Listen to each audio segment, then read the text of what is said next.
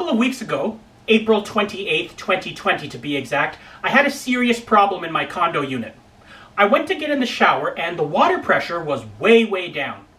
So I realized this is going to be a quickie shower. I don't have time to repeat. We're just going to lather and rinse the shampoo today. I got out, and by the time I got out, the water had completely stopped. I did not have enough water to shave.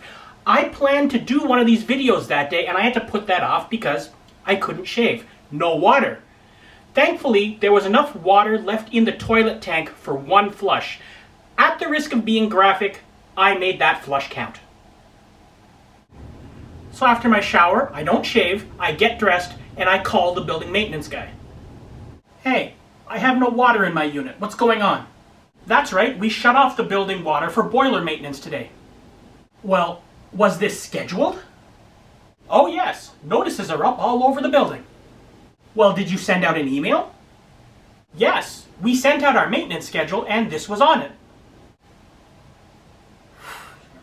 Okay, whatever, I guess.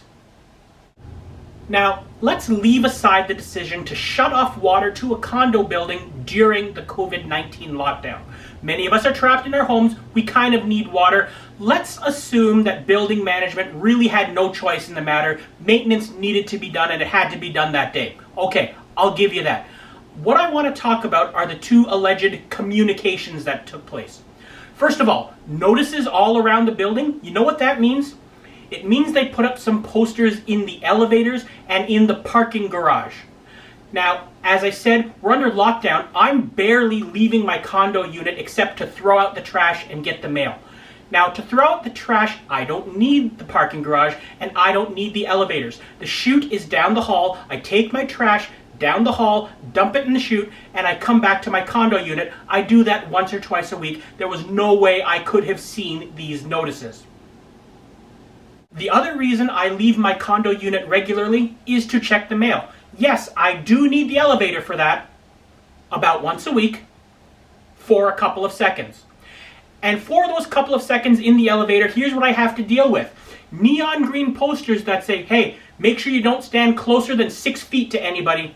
And hey, don't have more than 3 people in this elevator at any given time. In amongst those neon green distractions, I find the building maintenance schedule.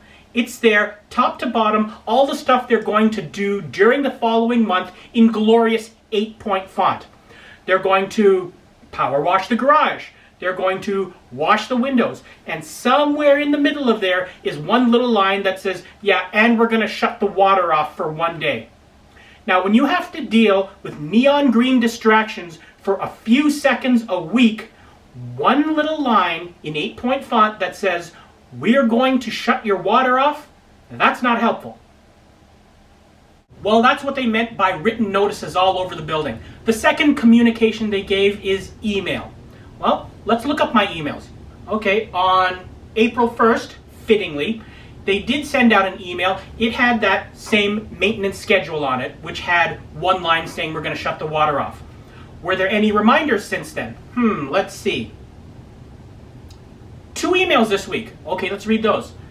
COVID-19, social distancing, don't touch your face. Wash your hands frequently. Twice that week, they told me to wash my hands frequently, and it never occurred to them to say, yeah, but not on the 28th because we're shutting off your water. Insult, mean injury. Just because you utter something doesn't mean you communicated. That's why one of my taglines has become, don't just say it, convey it. See, building management honestly believes that they conveyed their message because they sent an email 4 weeks earlier and then put up some poorly written notices that I never saw. No, they didn't convey their message, they just said some stuff. Conveying a message means making sure that your audience heard and understood you so they can store it. Failure to convey isn't just being done by my building management. Many speakers are failing to convey from the stage as well. See, the thing is, many speakers understand what they're thinking about because they deal with it all the time. But they believe that just because that thought makes it out past their teeth, that they've conveyed a message. Not necessarily. They've just said some stuff. And maybe they said a lot of stuff. And that stuff is distracting their audience much like those big green posters in my elevator. One of the greatest ways you can help convey your message is to cut all those distractions out so your audience can concentrate on the important thing you're trying to convey. One of the simplest things you can do to make your point memorable is to repeat it. Just like building management should have sent out a reminder email that they were going to shut down my water that week. Don't assume that simply because you happened to say it once that your audience caught it. Say it again. Maybe say it again. Say it a few times. Because one of the simplest ways you can make your point memorable is to repeat it. See what I did there? The other thing you can do to convey your message is to actually amplify your message. You know how my building management said that 8-point font is enough to convey the fact that we are turning off water? No, it's not important enough. And many speakers on the stage think that simply saying something in an understated way is going to help the audience remember it. No, find a way to amplify your point. Maybe tell a story that's going to make the point stick, or do some activity with the group, or use a prop to illustrate your point. Find a way to amplify and reinforce. And this is where having a good speaking coach is such an asset. See, a coach is going to look at your speech and say, you're saying way too much there. It's distracting. Let's cut a lot of that out. Or what you need to do is say that a few more times so it reinforces with the audience. Or what you need to do is find a way to amplify that and emphasize it. Maybe what we can do is illustrate it with a story or an activity or a prop. A coach is going to make sure your message is properly heard and understood by your audience. In short, a good coach is going to make sure you don't just say it, you convey it.